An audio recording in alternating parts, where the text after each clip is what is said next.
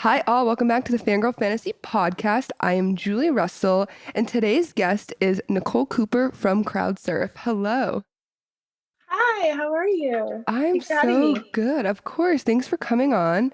I am super excited to talk to you because I love what CrowdSurf does, and I feel like it's a lot to do with kind of the fangirl world and like how it started, and it's very fan driven. And so, can you give me a little bit Totally. background about CrowdSurf, how you got involved, and what your role there is?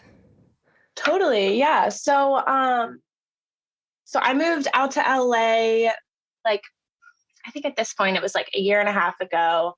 And I was like, I want to work in music. I was working at like coffee shops, slept on my brother's floor, like had no money. And The LA dream, as most people say. exactly. Yeah. It was very like exactly what they tell you. Like you're gonna hustle, whatever. Um, but that's all I want to do. So I was working at random jobs, coffee shops, stuff like that. Little bit of part-time kind of music stuff here and Hmm. there, but nothing too concrete. And then actually Emma, who our mutual friend, followed somebody on Instagram who followed one of my bosses, Helen, and Helen was posting that they needed an assistant in the LA office, and she was like, "You should apply to this." And so I did, and I got really lucky with the timing because, like, the person who left before me, I think they didn't have a ton of time between getting a new person, really needed to get somebody in. So I didn't have a ton of experience, but the interview went really well. I went into the office. I like got along with the girls really well. And I think, the reason I think I got the job is because my cover letter was about being a fangirl and like,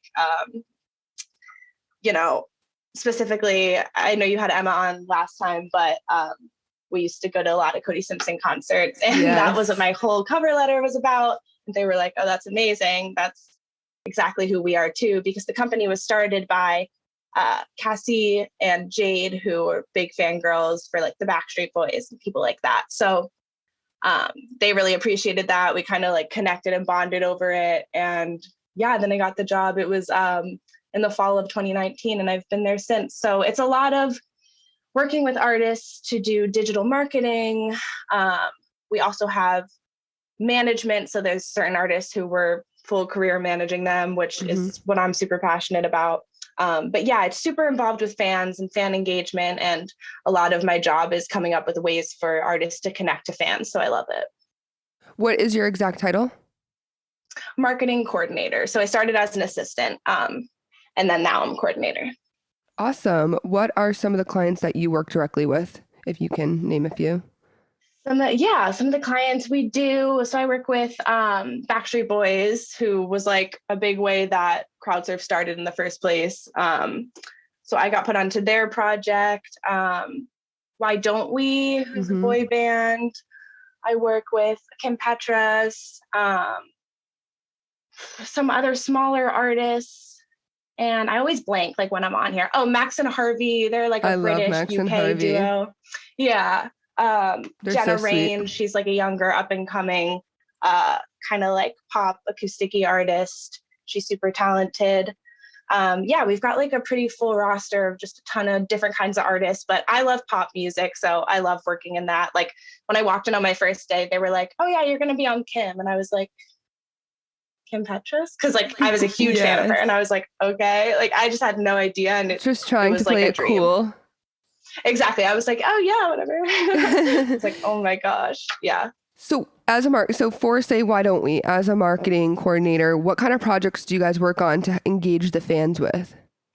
Yeah. So a lot of it is kind of general ideas of when they'll release something. Will help with like the digital marketing plan, and help them with their socials and things like that. So it's a lot of fun because I like working directly with artists and kind of working with them on ideas, and I have a lot of freedom to be able to say like, I think we should do this, and then I get to share it and present it. Hmm. So that's been really cool.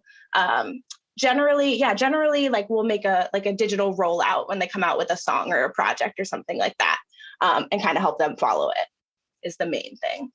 That's awesome. it's funny just you know you are I just because of Emma and the group that like of friends that we all have like you are pop like that. I mean, saying that you work for the work with the Backstreet Boys, and even though Why Don't We I feel like is a little bit of a generation behind us. That is just so crazy and so cool. And Yeah, especially the digital side of it, it's always adjusting and changing. And the era that we grew up in on the Twitter, you know, the Twitter stands and Tumblr and totally. Instagram. Do you think, you know, what you learned just being a fan and like joining fandom Twitter, Cody Simpson Twitter, like fandoms, do you think that's helped you in your career? 100%. I think that something I love about CrowdSurf is that most of the people there had a similar experience and like that's why they want to work in music. Hmm. Like people started on street teams for their favorite artist or had a Twitter. Like I think Helen, Yeah. yeah, Helen had a huge Twitter for like the cab. Do you remember the cab? Oh, yes.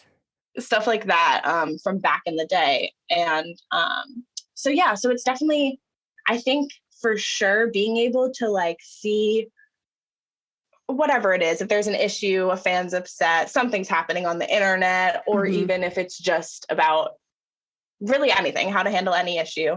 I feel like having the perspective of the fan and how they feel is so important because I think a lot of people, especially at labels and things like that, it's such a big, there's so many people. And Hmm.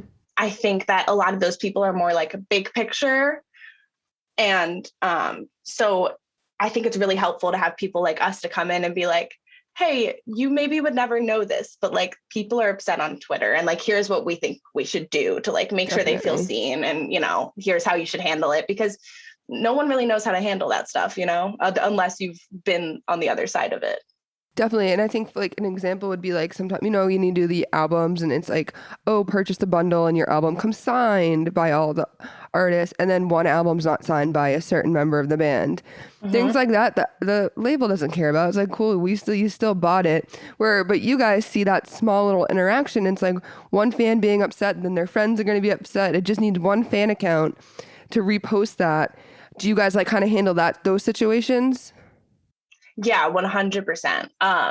Yeah, it's like one of those things where to me, I'm like, okay, this is a business. Like if you're Hmm. an artist, you're running a business and Hmm. your fans are your customers. So you would never say like, well, fuck you, whatever, to Yeah. a customer who was upset. And they are customers, like they're literally Hmm. giving you money. So at the end of the day, I think it's really important to point that out to people and be like, look, I know this looks like somebody being dramatic on the internet, but this is an issue that you need to address because Of course. I think everything starts really small and like with a direct connection with one person. So I think that's often not maybe seen as important as it should be. So I think it's really helpful for like digital agencies like CrowdSurf to be experts in that. Definitely, I 110% agree. You went to school at Emerson in Boston. What did you study there? So it's actually so funny because I think writing is related to really everything and helps, but I studied writing. I Interesting. thought that what'd you say? I said that's interesting. Right? Yeah. I studied, so I thought like when I got there, I was like, I don't know what I want to do. I love music. Um, but I don't know exactly what I want to do. And I've always loved writing my whole life. So I was like, maybe I'll write about music. Like maybe I was like, I want to work at Rolling Stone or something like that. Hmm. Um, but then, I worked on the music magazine that we had on campus. I was the editor of that. And I really did like it, but I kind of found myself like, okay, I'm writing about what other people are doing and I want to be Hmm. doing it more so. Hmm. Like I want to do more. Um, so yeah, but I think that the writing helped me a lot with, especially with digital, it's like making sure everything makes sense and people will come to me like, is this grammatically correct? Or, Yeah, the something like that. copywriting.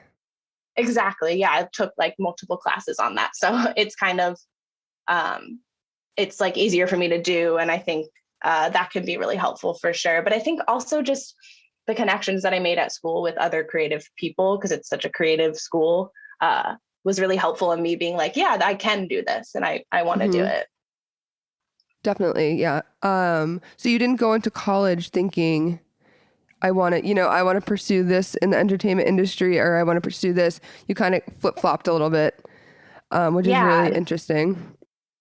totally. Yeah. Especially because like when I was younger, I was just, following bands and Hmm. going on tour. And it's funny, like looking back, I was doing kind of what I do now, but not being paid for it. Like I Yes, was helping people come up with marketing ideas, and I feel like I was like a walking like advertisement for these people that I loved, if you think about it. So it's absolutely. it's like I feel really lucky to do something where it feels very second nature to me. And if Hmm. there's an issue, I'm like, oh, I feel confident I know how to solve this and I don't have to think about it too much, which is nice.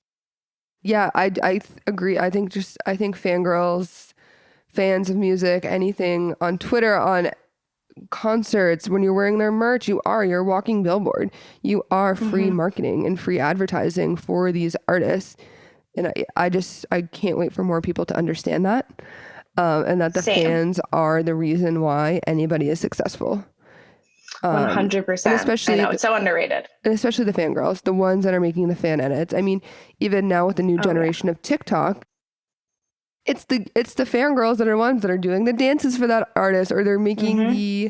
the cool edits for fans and or for their art. Like yeah, Totally. I'm just because I also just think now with TikTok, that's just such another marketing tool, and these fan accounts have now millions of followers, and I think that's now I'm interested to see in like when tours come apart, like start coming, if Uh-huh. artists are going to tap into their fan accounts on TikTok for releases of Yeah. tours.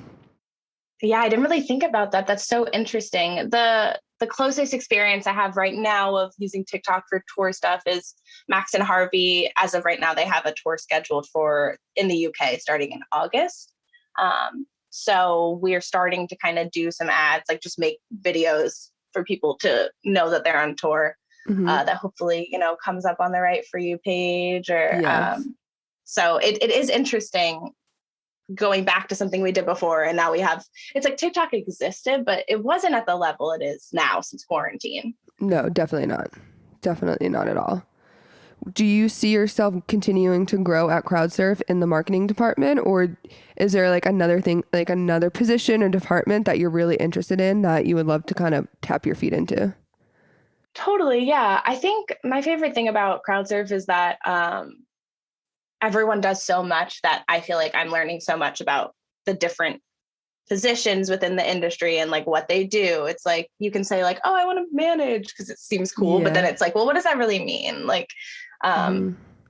but so far I do still feel that way from the management I've done, like dipped my feet into helping on teams at CrowdSurf, and seeing my coworkers who are developing into like full managers. So that's been definitely helpful for me to learn what I want to do. I would love to be involved with more management. I think my like dream is to probably start a management company in my lifetime and just That's like have awesome. artists. And yeah, I think that would be like the ultimate goal. But right now I'm just trying to learn everything I possibly can. I feel like that's the most valuable thing you can do starting out, is just learn and like listen to people and ask a billion questions. Hmm. I ask a lot of Always, questions. always ask questions. And even if it's someone you don't, I always say, like, if you cold DM someone, you cold email them just to pick their brain, the worst thing they say is no. And you're exactly where you were Mm-hmm. when you started before you asked the question. The best thing they Exactly. do is say yes and answer the question that you have. And now you have so much more knowledge. Totally. Oh my gosh. Like the worst thing they can do is not answer, which has happened to me so many times. And I'm like, Hmm. okay, my life's no different now. Like I did it. None. And it's not like they're gonna remember your name. Like, and I feel like people are like, well, now Mm-hmm. they know. Like I sent. They don't. They don't remember. They Yeah. probably And just if, didn't open yeah, it if or you're click delete. 100%, and like if you turn out to be someone that they know of, then it'll just be, for me, I'd be like, oh, that's awesome that you reached out to me forever ago. Like Hmm. I had no clue that you, whatever, like I didn't have time or whatever. I think it's just a good thing to know for yourself that you tried to reach out to somebody. And like I've totally had experiences where you get super lucky and someone's like, yeah, absolutely. And Hmm. that's invaluable. Like I've worked with people at CrowdSurf who they're like the client's manager. And I've, been like, I would love to take you out to eat, like pick your brain, talk about management, whatever. And they've said yes. And it's been like incredibly valuable to me. And having that relationship down the line as well. Totally, totally.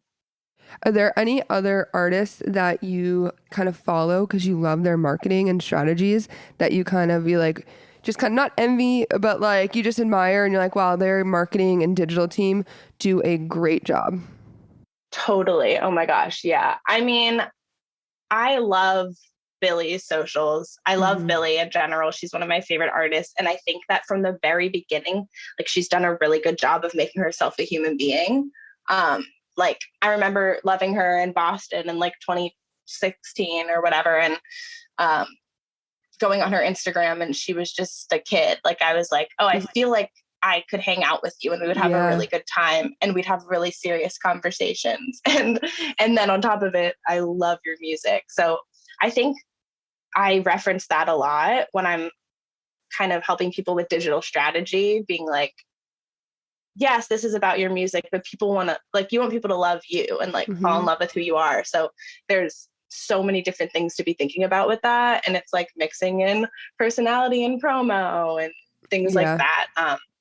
I think that's been really helpful to me to follow like some of my favorite people and to like what they do. I'm trying to think of How do you feel about her rollout of this, her past socials? Do you think they were going for the shock factor on like the whole new look?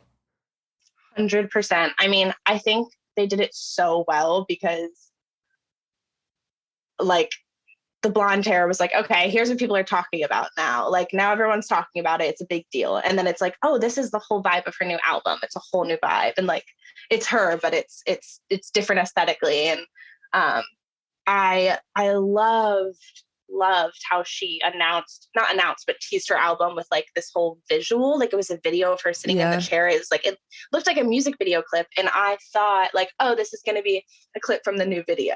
But it's not. It just seems to Mm-mm. be a visual they shot. And I think that's so cool. And I found out yesterday they have a TikTok account for the album, which I Oh, think is really? so cool. Yeah, like so cool. I definitely am like thinking that in my head. Like that's such a good idea to create a platform for a Just, project. yeah, just for a project. Yeah, she's so cool. Yeah, I agree. Yeah, I just, when I saw the post, like her first, the kind of rollout for everything, I'm like, they're changing everything up. And it is more drastic for someone like Billie because she had that, she was known for this, and now she's Mm-hmm. going to this, where I think it's really important for other artists to kind of realize that when your brand is all over their place, people then don't, like, you can't, it's harder to shock them because it's like, okay, Dude.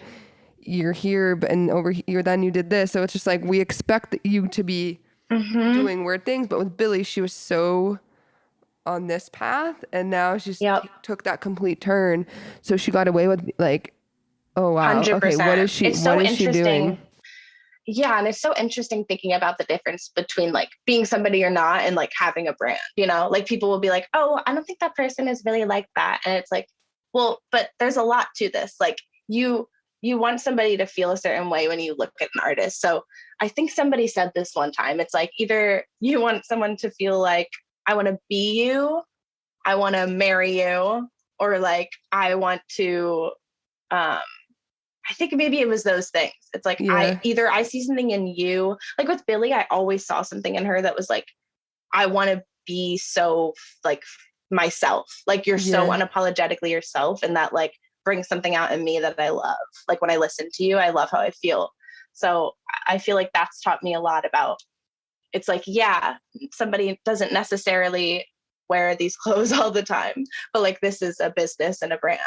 definitely. Yeah, yeah, I think that's a great point is people forget that who Billie is as a person and who Billie Eilish is as an artist are not the same Mm-hmm. thing. But I think they do a great Totally. job at they do a great job at separating it. 100%. Yeah. And it just makes it more exciting. Like you said, when she does something different, it's like amazing. So Well, exciting. okay, so this is a good like so on Cody Simpson, he was his pop and everything, and then he just when he released his most, I think I'm gonna look it up right now, like Yeah. recent single. I don't know the name of it. You might know it. Was it? I honestly do not follow his music super closely anymore, but I do know he had the song Golden Thing. I That was think like the that, and it Miley was song. such a different sound for him. His voice was Hmm. so much deeper. Obviously, he's like a grown man now, but compared to what people knew him as before, it was completely opposite of what he was releasing. Do you think that was the correct way to go about it, or he was just kind of like, let me just release this song? Yeah, I mean, I think that was really smart, especially because like the Miley relationship was Of really course, hot, and for him to yes. release a song with like the cover is her, I think it's like her neck or something. Hmm. Um, and I remember her nonstop posting about it, of course, and I mean, I think that was really, really smart. Um, and it's kind of like I feel like people know Cody Simpson, like from our generation. I feel like people know him as somebody who was kind of around, but like aren't sure where he went. Maybe Yeah, definitely. that's what. I Yeah, feel people like always say that to I me. feel like everyone knows the name Cody Simpson, but like if he walked in a room, Yes. like people wouldn't, even if you're not a fangirl. I think just people Yes. in general, like, oh yeah, I remember the name, but like if he walked into the room, they wouldn't point him out. I know exactly what you mean. Yeah. Like my dad always asks me, what's up with that Cody kid? I'm like, he's chilling. I don't know. Like he's living his life. But um, yeah, I think that the music he had, like when I was going to his concerts, was definitely put him into a box, right? Like it Hmm. was very pop and like young, but he was young. 'Cause I think He's he's still like my young. age. He's Yeah, still he's like young. Yeah. early 20s. Yeah. So he was literally he was like 12. So it's like of course it wasn't necessarily it, but I think that he definitely did a good job going to the like acoustic-y songwriter vibe. And he's like a poet, like he's a Hmm. writer, he's an amazing writer. So I think him just kind of sharing that genuine, like this is what I create. I think it was beautiful. And now he's like an Olympic swimmer or something. Yeah, that's what I was gonna say. He transitioned completely. I mean, Yeah. good for you, good for him though. Like he got to live out that young teenage dream. I mean, and I think the Hmm. thing about Cody is that people don't understand is like he underratedly was so big, but he got Yeah. to live that kind of normal life. Like he toured with Justin Bieber. He had like was it big time? Hmm. He's toured with like Big Time Rush. I'm pretty sure he did he like he opened for the Big Time Restaurant. Yeah, I saw them so many times to see him. he's done like all the radio. He's done all the radio shows, and so I just feel like he's got to live that young pop star life, and now he's like, "Fuck it, I'm gonna go be an Olympic swimmer because I also love fitness." Yeah, like I go mean, off. I think he's doing okay. I know, I love it. And I remember when he was younger, like him saying that he had been a swimmer like in Australia before music, and that's what he wanted to do. And it got put on pause. And I just was so it was like a full circle moment when he said, I'm gonna be in the Olympics. I was like, hell yeah, that's amazing. Like you're still able, because I think he wasn't really able to pursue that because of Hmm. music. So now he's like doing everything and he's only like 23. It's amazing. Yeah, I love that so much. What are you looking forward to when shows come back? Like, whose concert are you gonna be there, front row, fangirl, barricade, ready to go? Taylor Swift Yes. is my favorite artist in the world. I just got a tattoo for her like a few weeks ago. What did you get? Um, I got an invisible string like on my side. Cute. I It's love a that. folklore song. Yeah, it's like my favorite song in the world.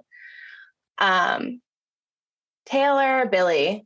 I Hmm. mean, and I'm so excited to see because Billy, I remember her tour. It was like two shows in or something. Maybe I'm exaggerating, but it was like it had just started the When We All Fall Asleep tour when COVID happened. She Yeah. had to like leave.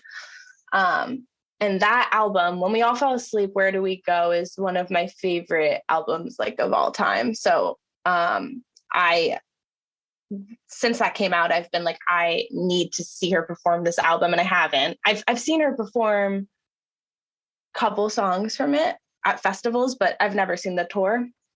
So definitely Billy, Taylor, whatever she does, who knows what she's gonna do. But I need to see Folklore live. And who else? I need a 7-hour show from Taylor.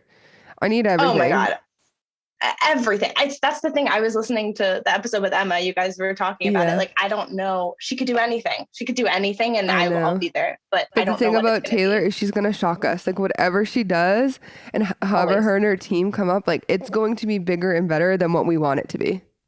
Yep. It always is. That's the thing with her. She's crazy. I don't understand. Yeah, it's amazing. She scares me in the best way. But I've been very, very impressed with Olivia Rodrigo.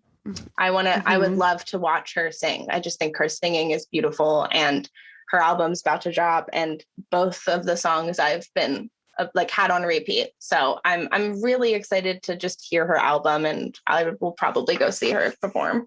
I didn't even think about that, but I definitely she's one to watch. She's not going away. She's It's going to be exciting. here. Yeah. Yeah. Yeah, I'm excited by her. I'm excited by her for her generation. Like, I'm like, cool. There's a really, really talented Singer, girl coming up. songwriter, girl that's here to like Yeah, be the soundtrack to these girls, like the high school totally. life. Yeah. No, I agree Yeah, 100%. she's Well, amazing. I'm excited to now creep on, the Backstreet Boys and Why Don't We and watch all of their marketing rollouts and, tour Yeah. rollouts and stuff, and knowing that you're behind it and your team at CrowdSurf. So I'm super thankful for you to coming on and talking to us and giving us some background Thank and you. insight. Thank you so much for having me. This is so fun. This is my first podcast. It I love is? it. Oh, good. I'm glad. And I'm Yeah. glad you got to talk about pop culture and pop music. And Yes. The easiest thing to talk about. it just comes naturally. It just flows right out of the Totally. mouth. But I Flows out thank even you. when I don't want it to. Yes, exactly. Well, thank you so much for coming on. I really appreciate it. And thank you for everyone for listening to another episode of the Fangirl Fantasy Podcast. And I will see you all next week. Thank you so much.